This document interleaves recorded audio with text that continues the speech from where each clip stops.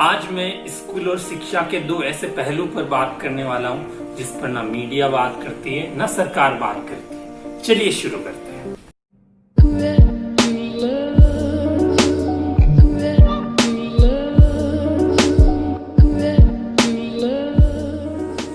शायद आपको पता होगा कि पंजाब के अंदर कुछ समय पहले 11th क्लास की एक 17 साल की छात्रा ने खुदकुशी कर ली क्योंकि उसके पिता मजदूर थे और उसे स्मार्टफोन नहीं दिला सके क्योंकि उसे ऑनलाइन क्लास अटेंड करनी थी। कुछ समय पहले एक और घटना हुई थी कि मल्लपुरम जिले में, जो कि केरल के अंदर आता है, वहां पर एक 9th क्लास की अनुसूचित जाति की छात्रा ने आत्महत्या कर ली। किस लिए? सिर्फ ऑनलाइन क्लास अटेंड नहीं कर पाने के कारण, क्योंकि उसके पिताजी जो थे वो एक दिहाड़ी मजदूरी करते थे। इस वजह से उनके पास सारी चीजें उपलब्ध नहीं थी, इंटरनेट कनेक्शन उपलब्ध नहीं था। इस वजह से उसने खुदकुशी कर ली। यहाँ तक कि मैं मुंबई की बात करूं तो मुंबई में 60 से 65% बच्चे ही ऑनलाइन क्लास अटेंड कर पाते हैं। मुंबई जैसे शहर में ऐसा हो रहा है। इससे दो बातें निकल कर आती है, दो बातें पता चलती है। पहली बात ये कि इस समय भी बच्चों पर ऑनलाइन क्लास का इतना बोझ है कि बच्चे आत्महत्या कर रहे हैं। ये बात सुनने में चाहे अजीब लगे, आश्चर्यचकित लगे, लेकिन ये सत्य है। शायद आपको पता ना हो कि भारत में हर 4 में से 1 मरने वाला व्यक्ति एक्चुअली में सुसाइड करके मरता है। दूसरी बात ये कि भारत में अभी तक हर जगह इंटरनेट की पहुंच नहीं है। इंडिया की 70% जनसंख्या ऐसी है जिनकी महीने की कमाई सिर्फ 5,000 रुपए, 5,000, यानी कि ये वो लोग हैं जो रोज कमाते हैं और रोज खाते हैं। लेकिन आज के समय में हर पेरेंट्स ये चाहता है कि उसके बच्चे प्राइवेट स्कूल में पढ़े, अच्छी से अच्छी, बड़ी से बड़ी स्कूल में पढ़े। इससे ये पता चलता है कि सरकारी स्कूल के हालात कैसे हैं। लेकिन जो पेरेंट्स है वो चाहते हैं कि उनके बच्चे बड़ी से बड़ी स्कूल में पढ़े। उनके लिए ऑनलाइन क्लास ये तो सिर्फ ख्याली पुलाव के जैसे बन गया है। एक बिंदु ये भी है कि जहां इंटरनेट अवेलेबल है वहां पर इंटरनेट कनेक्शन अच्छा नहीं है। मैं ये नहीं कहता कि ऑनलाइन क्लासेस अच्छी नहीं है। आज के समय में ऑनलाइन क्लासेस से अच्छा ऑप्शन कोई है ही नहीं, लेकिन इसके कुछ निगेटिव इफेक्ट भी है, साइड इफेक्ट भी है जो देखने को मिल रहे हैं। सबसे पहला कि ज्यादा मोबाइल यूज करने की वजह से बच्चों में एंजाइटी, चिड़चिड़ापन, डिप्रेशन आ रहा है। उनकी आंखों पर असर पड़ रहा है। लगातार 1-1 घंटे तक ऑनलाइन क्लास अटेंड करने की वजह से बच्चों की आंखों पर असर पड़ रहा है, उनकी हेल्थ पर असर पड़ रहा है। इस वजह से बच्चों में स्लीपिंग डिसऑर्डर आ रहा है, बच्चों की नींद पूरी नहीं हो पा रही है। इससे ये साबित होता है कि इन्हीं कारणों की वजह से बच्चे जो है सुसाइड कर रहे हैं या फिर उनके अंदर चिड़चिड़ापन ज्यादा आ रहा है। यही वो कारण है। जहां तक छोटे बच्चों की बात है तो उनके लिए ऑनलाइन क्लास किसी भी हिसाब से देखें तो उचित नहीं है, क्योंकि छोटे बच्चे जो डायरेक्ट कांटेक्ट से सीख पाते हैं, ऑफलाइन जो सीख पाते हैं वो ऑनलाइन नहीं सीख पाते, क्योंकि जो टीचर और स्टूडेंट के बीच में जो बॉन्डिंग होती है वो कहीं ना कहीं ऑनलाइन क्लास में गायब हो जाती है। यहाँ तक कि बच्चे प्रश्न नहीं पूछ पाते हैं। तो अब सवाल ये है कि इन सारी प्रॉब्लम का सलूशन क्या है। सबसे पहली बात कि ऑनलाइन क्लास जो है वो 20 मिनट से ज्यादा की नहीं होनी चाहिए, क्योंकि इससे ज्यादा की होती है तो बच्चे पढ़ नहीं पाते हैं, वो एक जगह ज्यादा देर तक टिक कर पढ़ नहीं पाते हैं। दूसरी बात कि माता पिता को जो है अपने बच्चे की हेल्थ पर ध्यान देना चाहिए, उसे अच्छा खान पान, उसके योग, व्यायाम, इन सारी चीजों पे ध्यान देना चाहिए। बच्चे को योग करना चाहिए, व्यायाम करना चाहिए। माता पिता को चाहिए कि वो बच्चे को विटामिन ए से जितनी भी भरपूर चीजें, वो सारी चीजें उसे खिलाए। तीसरी बात, उन लोगों का क्या जिनके पास मोबाइल नहीं है और इंटरनेट नहीं है, तो ऐसी परिस्थिति में वाकई में सरकार को कुछ करना चाहिए, क्योंकि जो सरकार ने 20 लाख करोड़ का पैकेज घोषित किया था, सरकार चाहती तो कुछ ना कुछ कर सकती है। वैसे मोदी जी चाहे तो अभी भी कुछ कर सकते हैं, जैसे पहले 6 महीने के लिए अंबानी की मदद से इंटरनेट फ्री करवा दिया, हो सकता है इस बार भी करवा दे। चलिए अब प्राइवेट टीचर के लिए बात कर लेते हैं, क्योंकि वो भी हमारे समाज का हिस्सा है। प्राइवेट शिक्षक जितने भी है उनके लिए भी थोड़ी सी बात कर लेते हैं।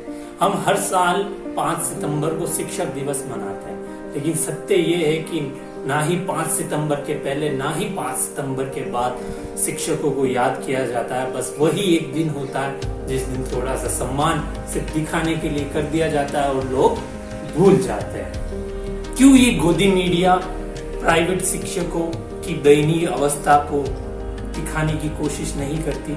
क्यों प्राइवेट शिक्षक को इतना सम्मान नहीं मिल पाता है? क्यों ये सब कुछ हो रहा है? शायद आपने सुना होगा कि कुछ समय पहले खबरें सुनी होगी, आपने न्यूज सुनी होगी कि कई शिक्षकों को प्राइवेट स्कूल वाले स्कूल से निकाल रहे हैं। कई शिक्षक जो है फल फ्रूट बेच रहे हैं अपना गुजारा करने के लिए, ये सब कुछ कर रहे हैं। इवन यहाँ तक कि जो शिक्षक 10-10, 15-15 सालों से काम कर रहे हैं उनको यहाँ तक सैलरी नहीं मिल रही है। स्कूल वालों का कहना है कि बच्चों की फीस नहीं आ रही, इस वजह से सैलरी में कटौती हो रही। ये बात बिल्कुल सत्य है, इसमें कोई दो राय नहीं। लेकिन ऐसी कई बड़ी बड़ी स्कूलें, नामी स्कूलें जो आराम से टीचर की सैलरी पे कर सकती है, लेकिन फिर भी उनको कुछ नहीं मिल रहा है। इसलिए टीचर जो है, कोई टीचर फल बेच रहा है, कोई फ्रूट बेच रहा है, कोई सब्जी बेच रहा है, ऐसा काम टीचर कर रहा है। Deputy chief minister Manish Sisodia का कहना है कि अभी कोरोना की वजह से शिक्षा और आर्थिक अर्थव्यवस्था दोनों ही चिरमिरा गई है। लेकिन एक सत्य ये भी है कि कई स्कूलें जो है वो पेरेंट्स से 3-3 महीने की फीस मांग रही है, एनुअल चार्ज मांग रही है और यहाँ तक कि पूरे ट्रांसपोर्टेशन फी भी मांग रही है, जो कि बिल्कुल गलत है। उन्होंने कहा है कि अगर कोई भी स्कूल ऐसा करती है, अगर वो 1 महीने से ज्यादा की फीस मांगती है तो उस पर कार्रवाई की जाएगी। कोई भी स्कूल ट्रांसपोर्टेशन चार्ज नहीं ले सकती है, किसी भी पेरेंट्स से एनुअल चार्ज एक साथ नहीं ले सकती, 1 महीने से ज्यादा की फीस नहीं ले सकती। अब प्रश्न ये उठता है कि इन सारी बातों का सलूशन क्या है?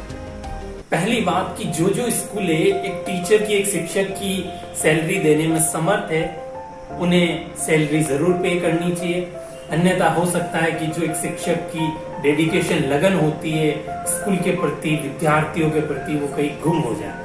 मैं पेरेंट्स से भी निवेदन करना चाहूंगा कि यदि आप 1-1 महीने की फीस देने में समर्थ है तो जरूर दीजिए, क्योंकि इसी से शिक्षक का स्रोत है। दूसरी बात ये कि क्या प्राइवेट स्कूल वाले क्या बच्चों से, उनके पेरेंट्स से फीस नहीं लेंगे? बिल्कुल लेंगे। तो फिर टीचर के साथ, शिक्षक के साथ ऐसा भेदभाव क्यों ऐसा भेदभाव? इसलिए स्कूल वालों से भी मैं निवेदन करना चाहूंगा, स्कूल वालों को चाहिए कि वो 50%, 50% हाफ सैलरी जो है टीचर को पे करे, ताकि उनकी भी जो आर्थिक स्थिति है उसमें कोई प्रॉब्लम ना हो। और इसका एक सलूशन और है कि जो कुछ भी प्रॉब्लम एक पेरेंट्स को स्कूल से अभी हो रही है, पेरेंट्स को स्कूल मैनेजमेंट से बात करनी चाहिए ताकि इसका कोई हल निकल कर आए। अब एक आखिरी बात और मैं कहना चाहूंगा, जब नैतिकता की बात आती है तो नैतिकता का पाठ निजी स्कूल, प्राइवेट स्कूल वालों को ही पढ़ना है कि बच्चों की फीस कम कर देनी चाहिए, बच्चों की फीस माफ कर देनी चाहिए। तो क्या हुआ, चाहे सरकार अपना राजस्व बढ़ाने के लिए चाहे कितना भी पेट्रोल डीजल का दाम बढ़ा दे, चाहे शराब की दुकानें खोल दे, लेकिन नैतिकता का पाठ आखिर में जाके निजी स्कूल वालों को ही पढ़ना है। मैं तो यही कहना चाहूंगा कि हर चीज के बीच में एक तालमेल होना बहुत जरूरी है। पेरेंट्स को स्कूल की प्रॉब्लम समझनी चाहिए, स्कूल को पेरेंट्स की प्रॉब्लम समझनी चाहिए, और सरकार को पहल करनी चाहिए, आगे होकर सरकार को आगे होकर शिक्षक की मदद करनी चाहिए, स्कूल की परिस्थितियां समझनी चाहिए, एक डेटा प्रस्तुत करना चाहिए ताकि इसका कोई सलूशन निकल कर आए। बस इसी के साथ मैं जाते जाते आपसे यही कहना चाहूंगा कि अगर आपको जो कुछ भी मैंने कहा इसमें कोई भी बात अच्छी लगी है, अगर एक स्टूडेंट हो आप तो दूसरे स्टूडेंट को ये शेयर कीजिए, अगर आप पेरेंट्स हैं तो दूसरे पेरेंट्स को ये वीडियो शेयर कीजिए, अगर आप टीचर हैं तो दूसरे टीचर को ये शेयर कीजिए, अगर आप एक स्कूल वाले हैं, स्कूल मैनेजर है तो दूसरे स्कूल मैनेजर को शेयर कीजिए और उन्हें हकीकत से रूबरू करवाइए। कैसा लगा आपको वीडियो जरूर बताइएगा, शेयर करना मत भूलिएगा, क्योंकि आपका एक शेयर, आपका एक कमेंट हमें हौसला देता है। सब्सक्राइब बिल्कुल कीजिएगा। मिलेंगे अगले वीडियो में, तब तक के लिए बाय बाय।